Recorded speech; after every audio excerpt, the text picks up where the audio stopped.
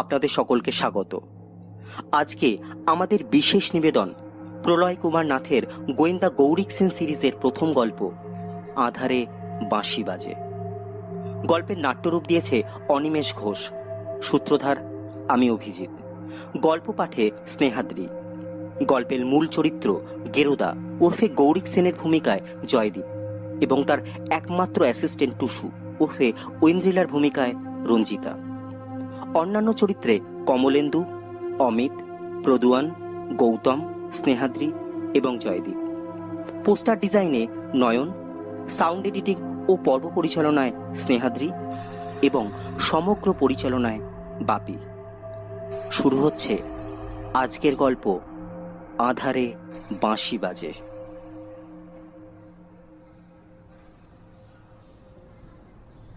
দুপুরের দিকে কেমন যেন ঝিমুনি ভাব চলে আসে গৈরিকের।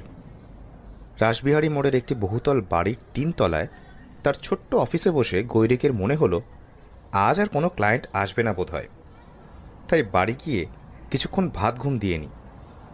তার অফিসের একমাত্র কর্মচারী রঘুবীর ওরফে রঘুদাকে সব কিছু বন্ধ করে দিতে বলে ড্রয়ার থেকে বাইকের চাবিটা বার করতে যাবে, এমন সময় হঠাৎ বেজে উঠল ল্যান্ডফোন।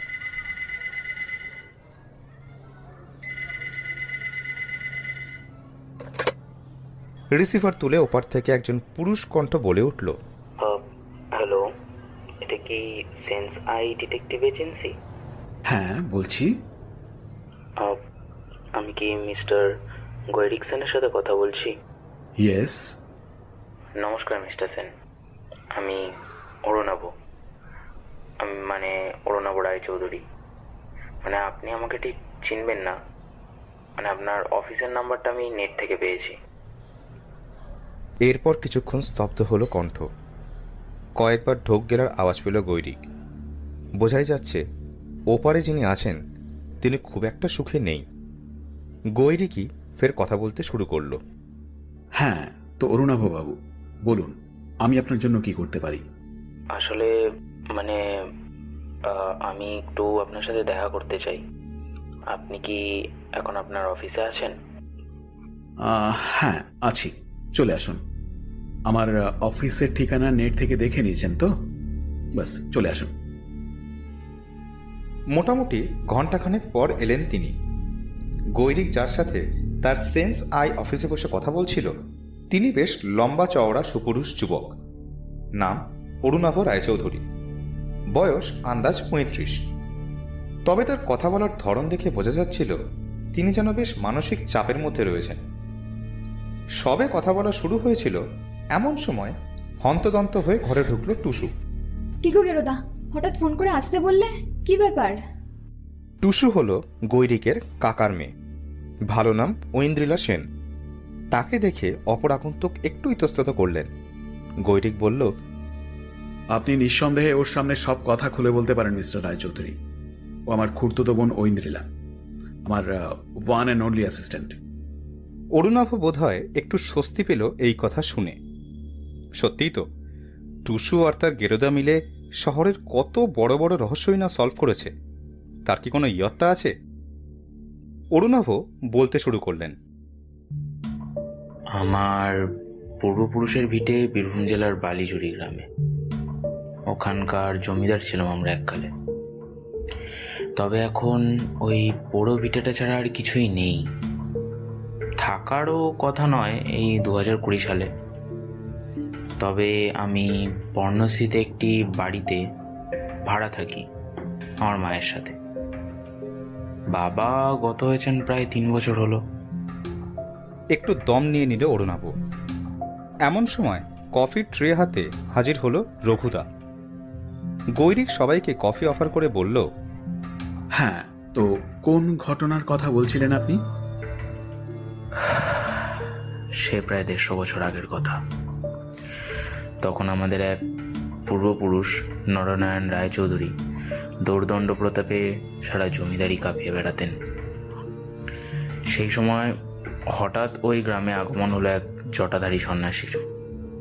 জমিদার বাড়ির পেছনে যে জঙ্গলটা আছে সেইখানেই সবাই দেখেছিল তাকে। তবে সেই সন্ন্যাসীর চেহারা ছিল একেবারে নায়কের মতো।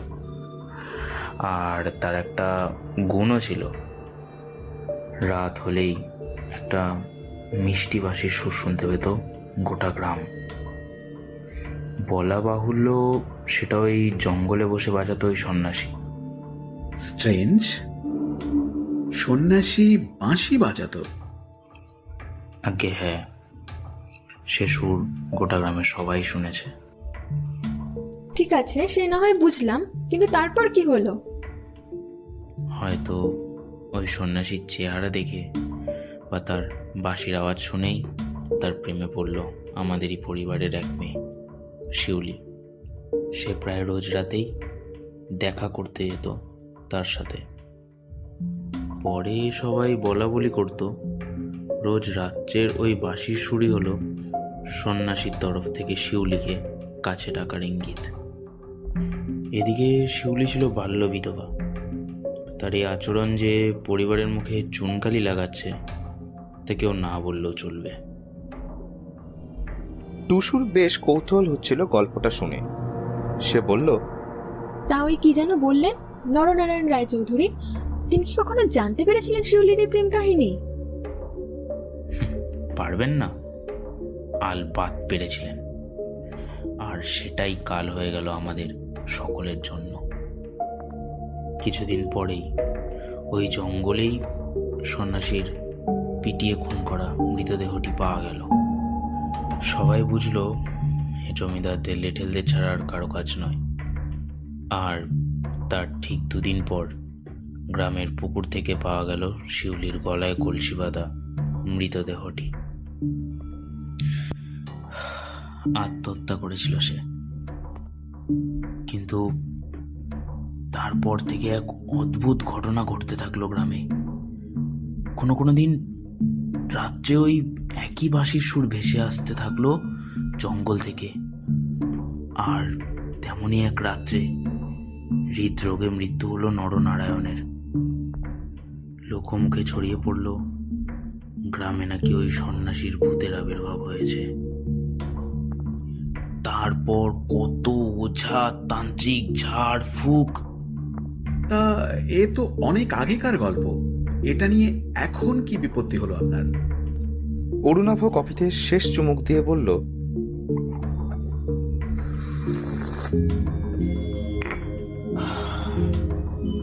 বলছি, সেটা বলার জন্যই তো এসেছি মিস্টার সেন। আমাদের গ্রামের বাড়িটা ফাঁকাই পড়ে থাকতো। ওখানে লোক বলতে শুধু একজন বয়স্ক কেয়ারটেকার আর তার পরিবারটা থাকে। আমাদের খুব কাছের লোক। তবে কিছুদিন ধরে ওখানে একটি মেয়ে ভাড়া থাকছিল, নাম জাহ্নবী গোস্বামী। আমাদের গ্রামের উচ্চ মাধ্যমিক স্কুলটিতে টিচার হয়ে এসেছিলেন। একটু থতমত খেয়ে চুপ করে গেল অরুণাভ। গৈরিক ওর দিকে একবার তাকিয়ে বলল, থামলেন কেন? কিছুদিন ধরেই গ্রামের লোকেরা আমাদের খবর দিয়েছিল যে ওই বাঁশির শব্দ নাকি আবারও পাওয়া যাচ্ছে মাঝরাতে। আর আর আর অরুণাভ আবার একবার ঢোক গিলে বললেন, 3 দিন আগের ঘটনা। জাহ্নবীর লাশ পাওয়া গেছে ওই জঙ্গলেই। চোখ বন্ধ করে কপালে হাত রাখলেন অরুণাভ বাবু। উত্তেজনায় টুসু বলে উঠল, সে কি? অরুণাভ বাবু কিছুক্ষণ চুপ করেছিলেন, তারপর বললেন, খুবই প্যাথেটিক কেস, বুঝলেন গরিববাবু। কিভাবে হলো খুনটা? পুলিশ যা বলছে তা হলো মাথায় কোনো ভারী বস্তু যেমন ইট বা পাথর। বুঝলাম। তা আপনি পুলিশকে তো খবর দিয়েছেন, তবে আমার কাছে আসলেন কেন? পুলিশের ওপর আমার খুব একটা ভরসা নেই তা নয়, কিন্তু তারা যা বলছে আমি ঠিক মেনে নিতে পারছি না। কি বলছে ওরা? আসলে আমাদের গ্রামে মাঝে মাঝে একটা পাগল লোক ঘুরে বেড়ায়। গায়ে কালিঝুলি মাখা, শতছিদ্র পোশাক পরা, দাড়ি গোঁফে পড়া মুখের এই লোকটা সবসময় যেন কি একটা আবোল তাবোল বলতে থাকে। গ্রামবাসীরা ওর কাছে এলে গালাগালি দেয়, ঢিল ছুঁড়ে পালিয়ে যায়। কথা শেষ না করেই কিছুক্ষণ চুপ করে রইলেন অরুণাভবাবু। অগত্যা গৈরিকই বলে উঠল, আর পুলিশ বলছে নিশ্চয়ই এটা তার কাজ, তাই তো? আজ্ঞে হ্যাঁ, কিন্তু কি জানেন, আর যাই হোক ও মানুষ খুন করবে বলে আমার মনে হয় না। তবে জাহ্নবীর খুনের পর তাকে আর কেউ দেখতে পায়নি ধারে কাছে। তাতেই হয়তো পুলিশের সন্দেহ দানা বেঁধেছে ওর প্রতি। যাই হোক, আপনার কি অন্য কারোর প্রতি কোনো সন্দেহ হয়? হ্যাঁ, সেরকম আছে একজন, তবে আপনি নিঃসংকোচে সব কিছু বলতে পারেন, কেউ কিচ্ছু জানবে না। আমি খুব একটা শিওর নই, তবে এর পেছনে শ্যামসুন্দর ঝাড় হাত থাকলেও থাকতে পারে। আমাদের ওখানকার বড় প্রমোটার আমাদের বেশ কিছু টাকা অফার করেছিলেন সে ওই বাড়িটাকে কেনার জন্য, তবে আমরা রাজি হইনি। আসলে কি বলুন তো, পৈতৃক ভিটে তো, তাই কেমন একটা মায়া পড়ে গেছে। অরুণাভবাবু আরও কয়েকটা খুঁটিনাটি কথা বলে চলে গেলেন। যাওয়ার আগে অনেকবার করে গৈরিককে অনুরোধ করলেন কেসটা নিতে। গৈরিক বলল ভেবে দেখবে। ভেবে দেখব কথাটা শুনে টুসুর একটু রাগই হলো গেরোদার প্রতি।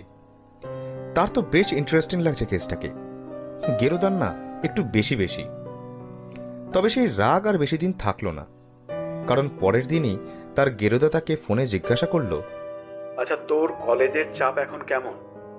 কয়েকদিন কামাই হলে কি খুব একটা প্রবলেম হবে? না তা নয়, তবে কামাই করে যাবোটা কোথায়?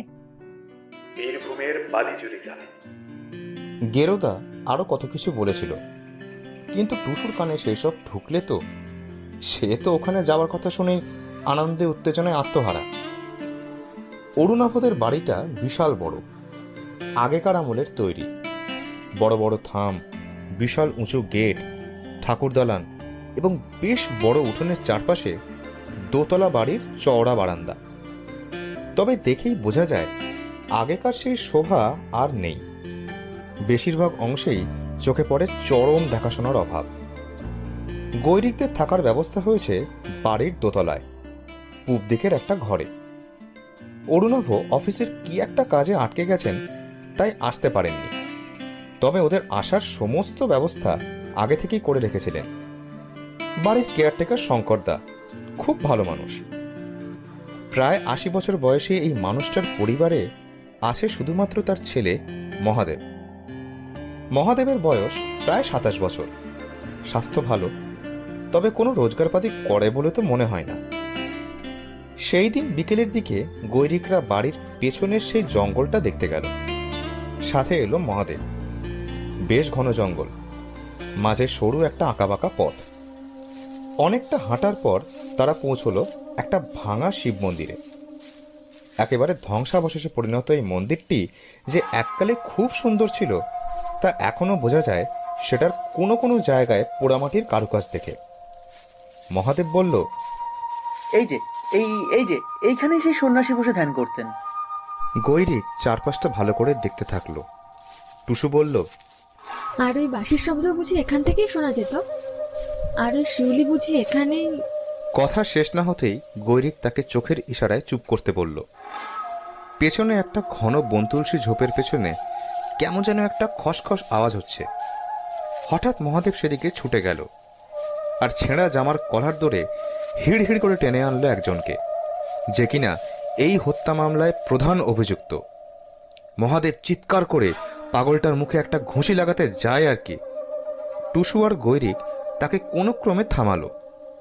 পাগলটা চিৎকার করতে থাকলো, পাবি না, তোরা কোনোদিন পাবি না, কোনোদিন গুপ্তধন খুঁজে পাবি না।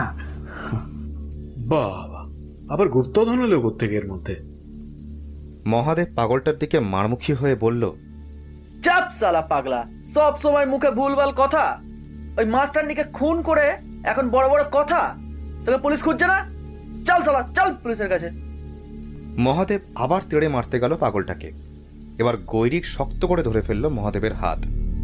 তারপর তাকে বলল, ওকে ছেড়ে দাও, আমার ওকে কিছু জিজ্ঞেস করার আছে। কিন্তু পাগলটা ছাড়া পেয়ে আর দাঁড়ালো না।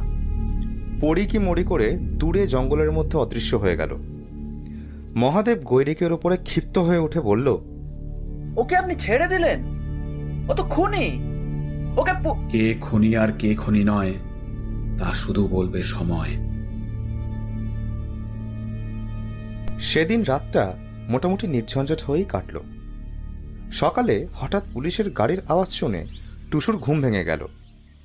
তাড়াতাড়ি ঘরের বাইরে গিয়ে দেখল তার গেরোদা আগে থেকেই নিচে দাঁড়িয়ে কথা বলছে পুলিশ অফিসার রুদ্র সরকারের সাথে। দর্শনধারী চেহারার পুলিশ অফিসারটি বলছেন, আরে এ তো মহাফাসাদে পড়া গেল মশাই, খুনি শেষ পর্যন্ত খুন। আবার কে খুন হলো গেরুদা? গৈরিক উদাস মুখে আকাশের দিকে চেয়ে বলল, কাল রাতে ওই পাগলটা নাকি খুন হয়েছে। পুলিশ বলছে it's a case of strangulation. সর্বনাশ, এ কি বলছে গেরোদা? আবার একটা খুন? টুসু ভাবল কেসটা যেন গেরোদার হাত থেকে বেরিয়ে যাচ্ছে ক্রমশ। গৈরিক এবার ওই পাগলের প্রসঙ্গে না গিয়ে অন্য কথা বলল, আচ্ছা, এই যে রাত্রে ওই বাঁশির আওয়াজ পাওয়া যাচ্ছে, এটা কতদিন আগে থেকে শুরু হয়েছে? অফিসার রুদ্র তার পুরুষ্ঠ গোঁফে একবার আঙুল বুলিয়ে বলল, তাও প্রায় 3-4 মাস আগে থেকে। আপনারা কি এ বিষয়ে কোনো খোঁজ খবর নিয়েছিলেন? না, তেমন কিছু নয়। আসলে বুঝতেই পারছেন, গ্রামের লোকের ধারণা যে ওটা ওই অশরীরী আত্মাই করছে সন্ন্যাসীর। তা ভূতের এগেনস্টে কে বা থানায় কমপ্লেন করতে আসবে বলুন? বাহ, আর আপনারা ওই ভূতের গল্পে বিশ্বাস করে নিলেন? না, তা ঠিক নয়, তবে জাহ্নবী ম্যাডামের আগে তো কোনো খুন খারাপই হয়নি, তাই খামোখা। তা এখন তো আর ওই পাগলকে খুনির তকমা দেওয়া যাবে না স্যার। এবার কেসটা কিভাবে সাজাবেন ভাবছেন? রুদ্রবাবু দাঁত বার করে হেসে বললেন, সেই তো, এখন তো আর কিছু মাথাতেই আসছে না। মিস্টার রায়চৌধুরীর কাছ থেকে শুনেছিলাম জাহ্নবী ওর স্কুলের চাকরিটা নিয়ে এখানে এসেছিল প্রায় 5-6 মাস আগে। তাহলে বুঝছেন তো, ওর আসার 1 মাসের মধ্যেই ওই বংশীধারী ভূতের মর্তে আগমন। এবার মাথায় আসলো কিছু? পুলিশ অফিসারটি হাঁ করে চেয়ে রইলেন গৈরিকের দিকে। ফের গৈরিকে আবার বলল, আমার কার্ডটা রাখুন। জাহ্নবীর পোস্টমর্টেম রিপোর্টটা এলে আমাকে একটু জানাবেন। এখন একটু বেরোবো, চলি। পুলিশের গাড়িটা চলে যাওয়ার পর গৈরিক আর টুসু বাড়ির ভেতর ঢুকতে গিয়েও থেমে গেল। দেখল আরেকটা নীল এটিওস ওদের দিকেই ধুলো উড়িয়ে আসছে। কাছে আসতেই গাড়ি থেকে নামলেন ছাই রঙের সাফারি স্যুট আর নানা রকমের সোনার গয়না পরা একটা গাঁট্টা ভদ্রলোক। তিনি নিজেই কথা বলতে শুরু করলেন, আমার ছেলেরা ঠিক খবরই দিয়েছিল, ও মিস্টার রায়চৌধুরীর ডিটেকটিভ হায়ার করেছে। ভালোই হলো আপনি নিজেই এখানে এলেন। আপনার সাথে আমার কিছু কথা ছিল মিস্টার শ্যাম সুন্দর ঝা। কি নামটা ঠিক বললাম তো? হ্যাঁ, খুব ভালো, খুব ভালো। এখন দেখেন না, আমি একটাগুলো টাকা অফার করলাম মিস্টার রায়চৌধুরীকে এই বাড়িটার জন্য, কিন্তু ও তো। শ্যামসুন্দরবাবুকে থামিয়ে গৈরিক বলল, কেন কিনতে চান এই পোড়ো বাড়িটাকে আপনি? আমি এখানে 5 স্টার হোটেল বানাবো। কাছেই ওই জঙ্গল আছে, তারপর নদী আছে, মন্দির আছে।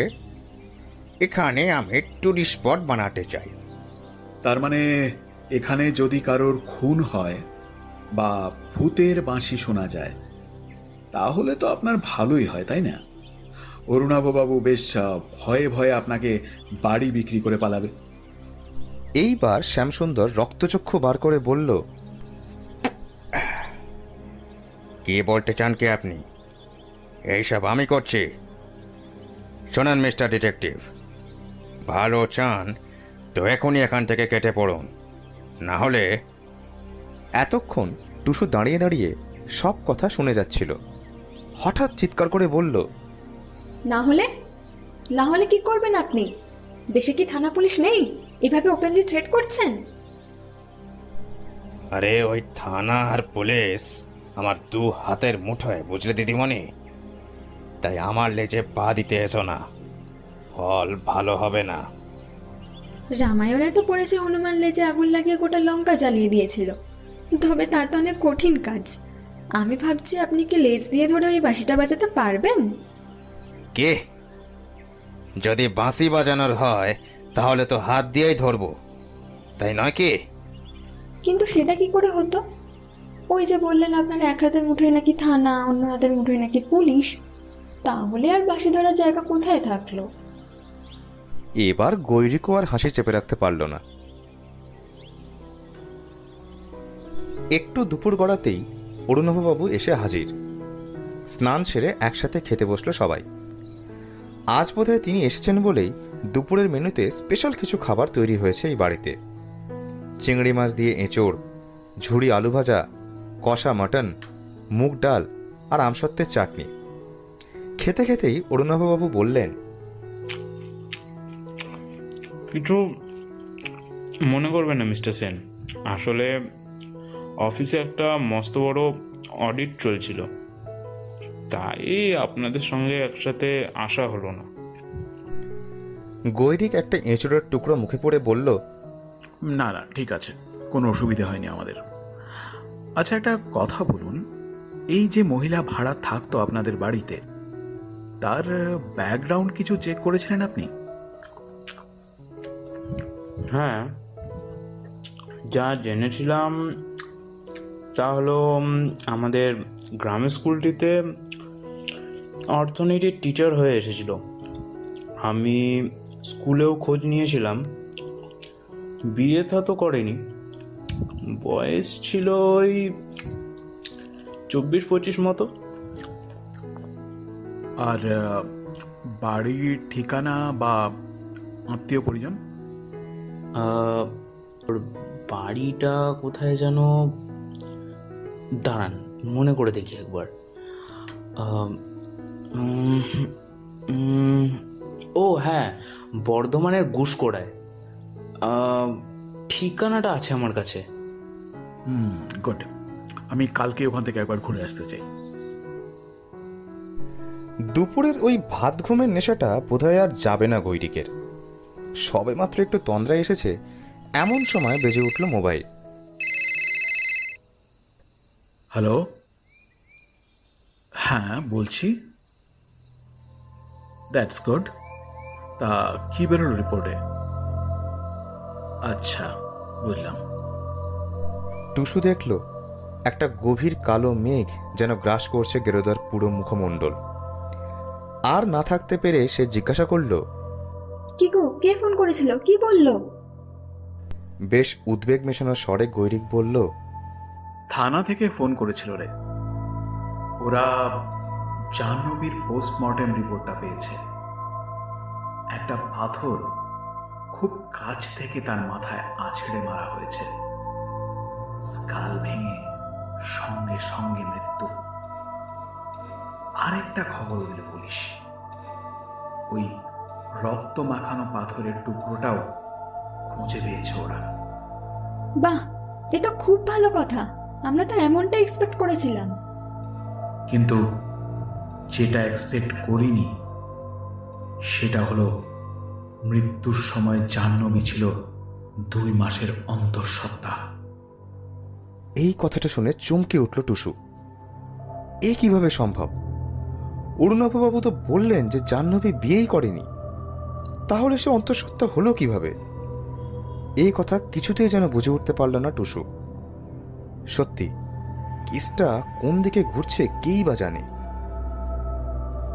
যদিও বা এখন শীতকাল নয়, তবুও মাঝরাতে জঙ্গলের আঁকামাকা পথ দিয়ে যেতে যেতে বেশ একটা শিহরণ লাগছিল টুসু। যত তারা ওই পুরো মন্দিরটার দিকে এগোচ্ছে, বাঁশের সুরটা তত স্পষ্ট হয়ে উঠছে। টুসু ভাবল, গেরোদা সবকিছু আগে থেকে কিভাবে বুঝে যায় কে জানে, কারণ সন্ধে হলেই সে তাকে বলেছিল, এই যে আজ কিন্তু হাঁ করে ঘুমিয়ে পড়িস না, বুঝলি? মনে হচ্ছে আজ ওই বংশীধারীর খোঁজে রাতে হয়তো আমাদের বেরোতে হতে পারে। না, ঘুমিয়ে টুসু একেবারেই পড়েনি, বরং অধীর আগ্রহ নিয়ে অপেক্ষা করছিল যে মাঝরাতের ওই মধুর বাঁশির ধ্বনি আবার পাওয়া যায় কিনা, এবং সঠিক সময়ে তা তাদের কানে পৌঁছেও গেছিল। তাই এখন তারা বেরিয়েছে এই নৈশ অভিযানে। এখন দূর থেকে মন্দিরটা দেখা যাচ্ছে। চারিদিকের ঘন অন্ধকারে ভরা বনঝোপের মাঝখানে যেন ছোট্ট একটা দৈত্যপুরী, দাঁত বের করে আছে তাদের গিলবে বলে। টুসু ভূতে বিশ্বাস করে না, কিন্তু তবু যেন আজ ওর গা ছমছম করতে লাগলো। কে আছে ওর ভেতরে যে এত রাতে বাঁশি বাজাচ্ছে? কে? গৈরিক ফিসফিস করে বলল, শোন, আমরা মন্দিরের পেছনে গিয়ে দাঁড়াবো। ওখানে একটা ছোট জানালা আছে, ওখান দিয়েই দেখা যাবে ভেতরে কে আছে। আর হ্যাঁ, কোনো শব্দ করবি না, বুঝলি? ওরা ঠিক জায়গায় পা টিপে টিপে এসে দাঁড়িয়ে যখন চোখ রাখলো মন্দিরের ভেতরে, তখন টুসুর মনে হচ্ছিল যেন ওর হৃৎপিণ্ডটা বোধহয় এই বেলা বুক ছিঁড়ে বেরিয়ে আসবে। গাঢ় অন্ধকারের মধ্যে ওরা দেখল তাদের দিকে পেছন ফিরে শিবলিঙ্গের পাশে বসে আছে একটা পুরুষের মূর্তি। বেশ স্বাস্থ্যবান চেহারা, মাথায় এবং কাঁধে চাদর জড়ানো। লোকটি এক মনে একটা বাঁশি নিয়ে বাজিয়ে চলেছে। হঠাৎ টুসু মা গো বলে চিৎকার করতেই গৈরিক দেখল ওর পাশ দিয়ে কি যেন একটা কিলবিল করতে করতে মন্দিরের একটা ফাটলে অদৃশ্য হয়ে গেল। একটু পরেই টুসু হুঁশ ফিরে পেয়ে বলল, কিচ্ছু হয়নি, কামড়ায়নি। কিন্তু এতক্ষণে বাঁশিবাদক সতর্ক হয়ে উঠেছে। সে কোনো রকমের চাদরটা আরো টাইট করে মুখে জড়িয়ে ছুটে বেরিয়ে গেল মন্দির থেকে। গৈরিক ছুটে গিয়ে ওর কাঁধটা ধরতেই ও ঘুরে গিয়ে জোরে একটা ঘুষি মারল গৈরিকের মুখে। গৈরিককে মাটিতে পড়ে যেতে দেখে টুসু ক্ষিপ্ত বেগে ছুটে গেল লোকটির কাছে, খামচে টেনে ধরল তার বুকের চাদর। কিন্তু লোকটার গায়ে যেন অসুরের বল। সে এক ধাক্কায় টুসুকে দূরে ঠেলে দিয়ে দৌড়ে মিশে গেল দূরের গাছপালার মাঝের অন্ধকারে। কিছুক্ষণ পর গৈরিক টুসুর কাঁধে হাত দিয়ে জিজ্ঞাসা করল, কিরে, ঠিক আছিস তো? টুসু এখনো লোকটার প্রতি রাগে আর উত্তেজনায় একেবারে আড়ষ্ট হয়ে দাঁড়িয়ে আছে। দাঁতে দাঁত চেপে সে বলল, আমি ঠিক আছি কেন না, কিন্তু ও ঠিক থাকবে না। আমার হাতের মুখের অনেকটাই দাগ রেখে যাবে বুকের চামড়ায়। গৈরিক প্রসঙ্গটাকে একটু হালকা করার জন্য বলল, ওকে, কাম ডাউন। আচ্ছা, আমাদের পাড়ায় সবাই তো বলে আমায় কলির কেষ্ট ঠাকুরের মতো দেখতে। এবার দেখে বলতো সত্যি আমায় তেমন লাগছে কিনা। এই বলে সে ওই লোকটার বাঁশিটা ঠোঁটের সামনে ধরে একেবারে শ্রীকৃষ্ণের পোজে দাঁড়িয়ে পড়ল। টুসু দেখে অবাক হয়ে বলল, মাই গুডনেস, তুমি ওটা কোথায় পেলে? পরের দিনটা একা একা কাটাতে বিরক্তি লাগছিল টুসুর। তার গেরোদা অবশ্য বলেছিল সবাইকে চোখে চোখে রাখতে, তবে টুসুর তো কাউকে খুব একটা সন্দেহজনক বলে মনে হচ্ছিল না। গেরোদা আজ বর্ধমানের গুসকরায় গিয়েছে জাহ্নবীর পরিবারের লোকজনদের সাথে কথা বলার জন্য। সেই ভোরে বেরিয়েছে, বলেছে যে আসতে সন্ধে হয়ে যাবে। অগত্যা টুসু একটা ইংরেজি থ্রিলার খুলে বসেছে। কে বলবে যে 1 মাস পরেই ওর সেকেন্ড ইয়ারের পরীক্ষা। বিকেলের দিকে ফিরে এলো গেরোদা। কেমন যেন একটা গম্ভীর হয়ে আছে সারাক্ষণ। বাড়ির প্রায় সবাইকেই আলাদা আলাদা করে কী সব কথা জিজ্ঞাসা করলো সে। টুসু জানে যে এই রকম সময় গেরোদা একাই থাকতে পছন্দ করে, তাই আর তাকে কিছু জিজ্ঞাসা করেনি সে। তবে সবচেয়ে বেশি সময় গৈরিক কথা বলল কেয়ারটেকার শঙ্করদার সাথে। তাহলে কি এই বয়স্ক মানুষটাকেও সন্দেহের তালিকায় রেখেছেন গেরোদা? টুসুর মনে হলো তার জ্যাঠতো দাদার মনে কখন কি চলছে তা বোঝা খুব কঠিন। সন্ধ্যার পর গৈরিক টুসুকে বলল, বাড়ির সবাইকে ডেকে দে, কাউকে বাদ দিবি না। সে কি, তুমি কি আজই কেসটা সলভ করে ফেলবে নাকি? গৈরিক কোনো উত্তর দিল না, শুধু একটু মুচকি হেসে মোবাইলে একটা নাম্বার ডায়াল করে ফোন কানে রেখে বলল, হ্যালো, পুলিশ স্টেশন। নির্দিষ্ট সময়ে ঘরে উপস্থিত হলো সবাই। অরুণাভ, শঙ্করদা, মহাদেব আর সেই পুলিশ অফিসার। তার সাথে 2জন কনস্টেবলও এসেছেন। এমনকি সবাইকে অবাক করে শ্যামসুন্দরবাবুও ঢুকলেন ঘরে। টুসু অপেক্ষা করছিল কখন গেরোদা ঘরে ঢুকবে।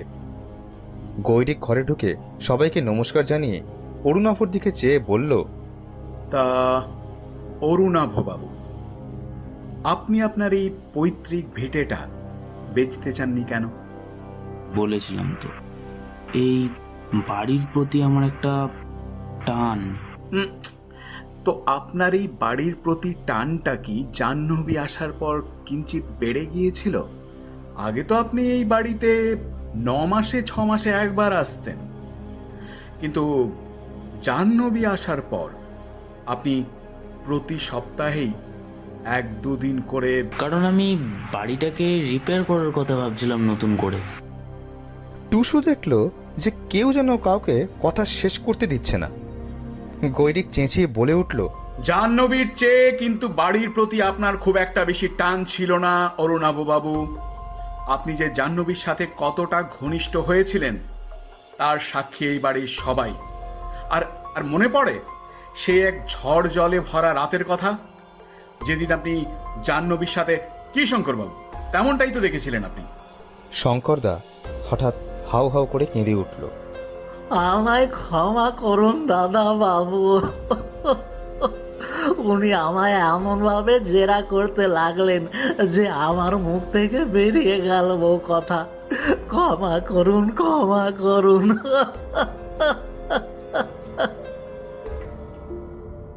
অরুণাভবাবু এবার মুখ নিচু করে বসে পড়লেন সোফায়। গৈরিক বলল, অরুণাভবাবু, এখনো কি অস্বীকার করবেন যে জাহ্নবীর গর্ভের সন্তান আপনার নয়? তাহলে কিন্তু আমাকে আপনার আর জাহ্নবীর সমস্ত কথোপকথনের রেকর্ড বার করতে হবে আপনাদের মোবাইল কোম্পানিগুলো থেকে। তার আর কোনো দরকার হবে না মিস্টার সেন। আমি মানছি যে আমার সন্তানের মা হতে চলেছিল, কিন্তু ও বাচ্চাটাকে কিছুতেই অ্যাভয়েড করতে চাইছিল না।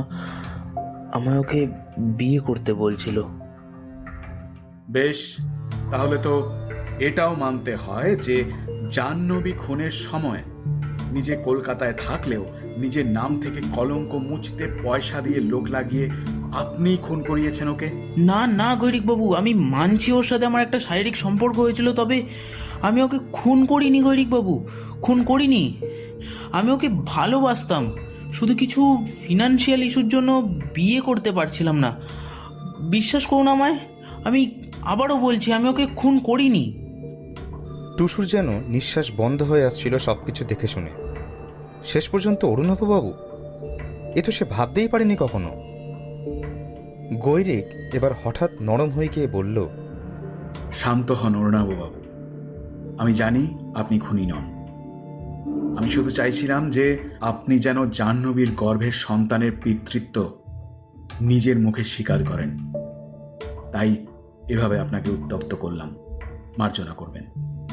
তারপর সে অন্যদের দিকে ঘুরে গিয়ে বলল, যাকে কিছুক্ষণ না হয়ে জাহ্নবীর কথা ছেড়ে আমি শিউলির প্রসঙ্গে আসি।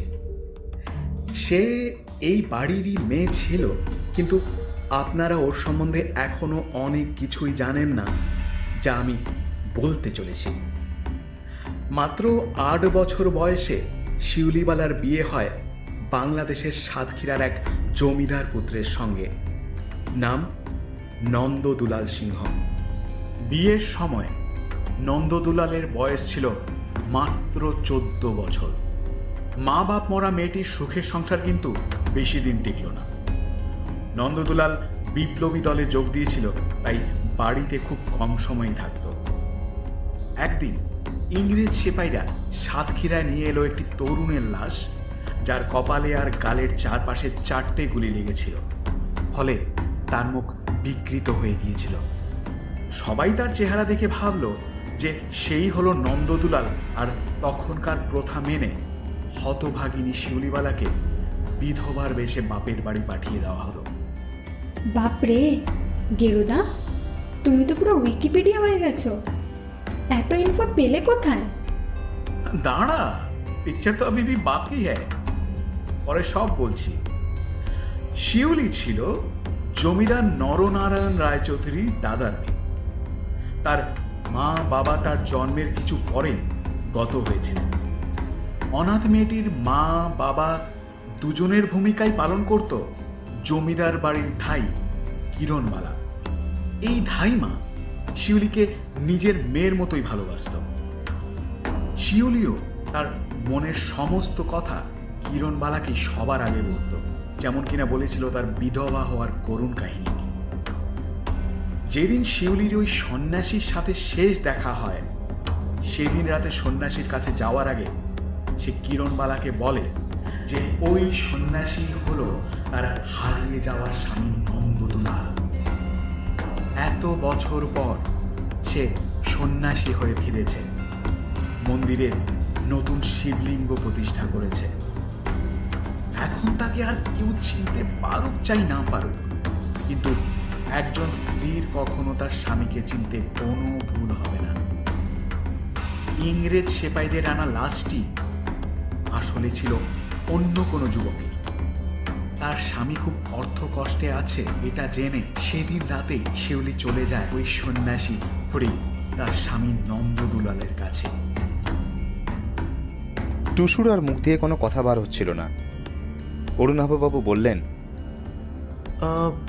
কিন্তু ওই গয়নার বাক্সের কথা তো আমরা কোনোদিন শুনিনি। শোনেননি কারণ জমিদারের লেঠেলদের হাতে ধরা পড়ার আগেই ওই মন্দিরের কোনো একটা জায়গায় ওরা দুজনই সেটা লুকিয়ে রেখেছিল। কিছুক্ষণ পর শ্যামসুন্দরবাবু মুখ খুললেন। কিন্তু কিন্তু আপনি এত কথা কি করে জানলেন মিস্টার সেন? গৈরিক আবার বলতে লাগলো, এইবার আসি এই প্রশ্নের উত্তরে। জাহ্নবীর বাড়ি গিয়ে ওর পরিবারের সাথে কথা বলে আমি জানতে পারি যে এই কিরণবালা হলো ওদের বংশেরই এক নারী। কিরণবালা নিজেও বাঁশি বাজাতে জানতেন, আর এটাও জানতেন যে নরনারায়ণ একজন হার্টের রোগী। তাহলে এবার আর বলার দরকার নেই যে ওই সন্ন্যাসীর মৃত্যুর পর কিরণবালাই ভূত সেজে মাঝরাতে বাঁশি বাজাতেন ওই জঙ্গলে। উনি চেয়েছিলেন নরনারায়ণ যে অন্যায় কাজ করেছেন তার কন্যা সম শিউলির প্রতি তার প্রতিশোধ নিতে, আর সফলও হলেন উনি। ভূতের ভয়ে দুর্বল হৃদয়ের নরনারায়ণ বেঘোরে প্রাণ হারালেন। এরপর কিরণবালা ওই গ্রাম ছেড়ে তার নিজের বাড়ি বর্ধমানে চলে যান, আর তার বংশের সকলেই বংশ পরাক্রমে শিউলি সম্পর্কিত সমস্ত ঘটনা জানতে পারে তার কাছ থেকে। আর এইভাবেই ওই গয়নার বাক্সের কথা জানতে পারে জাহ্নবী। কিন্তু এই জানাটাই তার জীবনের কাল হয়ে গেল। অরুণাভবাবু চেঁচিয়ে উঠলেন, আমি আর ধৈর্য ধরতে পারছি না মিস্টার সেন। আপনি বলুন কে খুন করেছে জাহ্নবীকে, বলুন, আপনি প্লিজ বলুন। গৈরিক বলেই চলল, জাহ্নবীর এই বাড়িতে আসার প্রধান উদ্দেশ্যই ছিল ওই গয়নার বাক্সটা হাতানো। কিন্তু এরই মধ্যে সে অরুণাভবাবুর প্রেমে হাবুডুবু খেতে থাকে। সে ভাবে যে গয়নাগুলো পেলে অরুণাভর সাথে সে ভালোভাবে জীবন শুরু করতে পারবে, তাই তো সে তার গর্ভের সন্তানকে অ্যাবর্ট করেনি। তবে ওই গভীর জঙ্গলে রাতবিরেতে গয়নার বাক্স খোঁজা, তাও আবার একা একা, সেটা একটা মেয়ের পক্ষে সত্যিই কঠিন। এদিকে অরুণাভবাবু তো কর্মসূত্রে কলকাতায় থাকেন, তাই সে সাহায্য চেয়েছিল এমন একজন জোয়ান পুরুষ মানুষের কাছ থেকে যে সর্বক্ষণ এই বাড়িতেই থাকে। বলেছিল যে ওটা পাওয়া গেলে নিজেদের মধ্যে ভাগ করে নেবে। আর কারোর বুঝতে বাকি রইল না যে গৈরিক কার কথা বলছে। সকলের ক্রূর দৃষ্টি নিজের দিকে আঁচ করে আছে বুঝতে পেরেই মহাদেব চেঁচিয়ে বলে উঠল, না না না, আমি কিছু জানি না, আমি কিছু করিনি।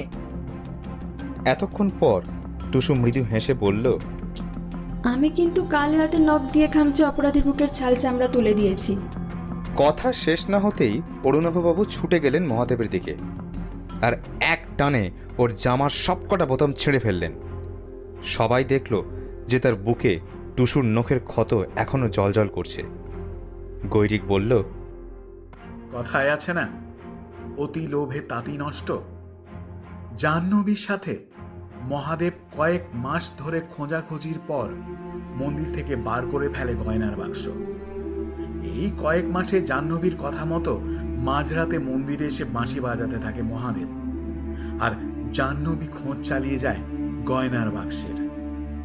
ওরা জানতো যে এতে গ্রামের সকলে ভাববে যে আবার বোধহয় ওই সন্ন্যাসীর ভূতের আবির্ভাব হয়েছে, ফলে ভুলেও কেউ জঙ্গলের কাছে সেই সময় আসবে না।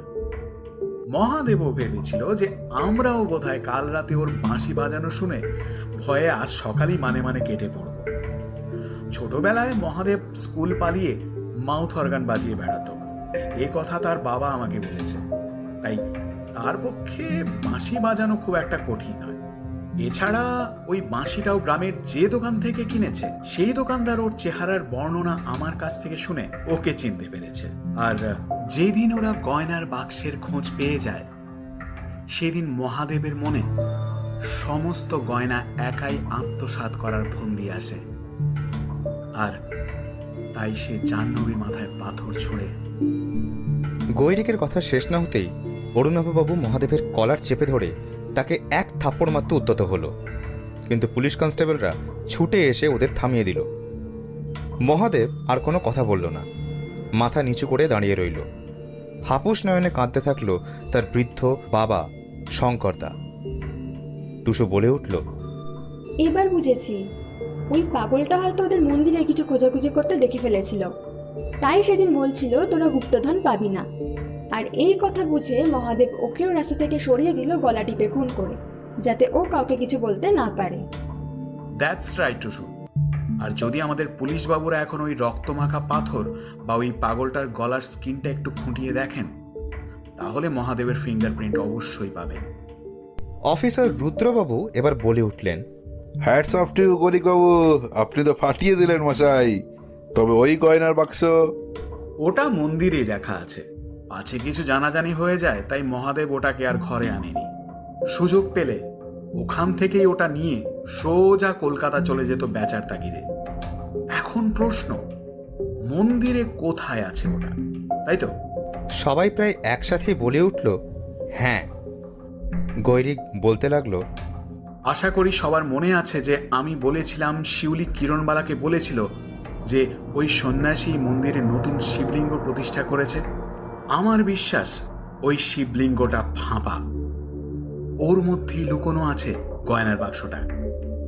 কি মহাদেব, আমি ঠিক বলছি তো? মহাদেব মুখ নিচু করেই মাথা দুলিয়ে একটা সম্মতিসূচক ইঙ্গিত করল। সেই রাত্রেই মহাদেবকে অ্যারেস্ট করে নিয়ে গেল পুলিশ। আর মন্দির থেকে গয়নার বাক্সে যা সোনা পাওয়া গেল তার এখনকার মূল্য আনুমানিক 20 লক্ষ টাকা। গেরোদার এত বড় সাফল্যের পরও টুসুর মন কেমন করছিল শিউলি আর জাহ্নবীর কথা ভেবে। কত মিল এদের দুজনের মধ্যে। এই দুজন নারী তাদের ভালোবাসার মানুষদের সাথে সংসার করতে চেয়েছিল যেভাবেই হোক তাদের আর্থিক সাহায্য করতে, কিন্তু দুজনের ভাগ্যে মৃত্যু ছাড়া আর কিচ্ছু জুটল না। সত্যিই তো, সেই যুগ থেকে এই যুগ অবধি মেয়েরা কত অসহায় সমাজের হাতে। টুসু নিজেই নিজেকে প্রশ্ন করল, কবে যে মেয়েরা উপযুক্ত মর্যাদা নিয়ে বাঁচতে পারবে? কবে যে তারা পুরুষের চোখে চোখ রেখে বলতে পারবে, আমিও তোমার মতোই মানুষ? কবে? এতক্ষণ শুনছিলেন আমাদের আজকের বিশেষ নিবেদন, প্রলয় কুমার নাথের লেখা গোয়েন্দা গৌরিক সেন সিরিজের প্রথম গল্প আঁধারে বাঁশি বাজে। আমাদের এই প্রচেষ্টা আপনাদের ভালো লেগে থাকলে আমাদের চ্যানেলটি সাবস্ক্রাইব করুন এবং লাইক ও কমেন্টের মাধ্যমে আমাদের পাশে থাকুন। আপনাদের মতামত আমাদের কাছে অত্যন্ত গুরুত্বপূর্ণ। আমাদের চ্যানেলের গল্পগুলি সম্পূর্ণ কাল্পনিক, বাস্তবের সঙ্গে এর কোনো মিল নেই। যদি কোনো মিল পাওয়া যায় সেটি নিতান্ত কাকতালীয়। মদ্যপান, ধূমপান স্বাস্থ্যের পক্ষে হানিকারক। গল্পের আসর কখনোই কোনো ক্ষতিকর অভ্যাস, সামাজিক কুসংস্কার এবং কোনো আইন বিরুদ্ধ মতামতকে সমর্থন করে না। দর্শকের কাছে একান্ত অনুরোধ, তারা যেন মুক্ত চিত্তে কুসংস্কারহীন মানসিকতা নিয়ে আমাদের পাশে থাকেন। ধন্যবাদ।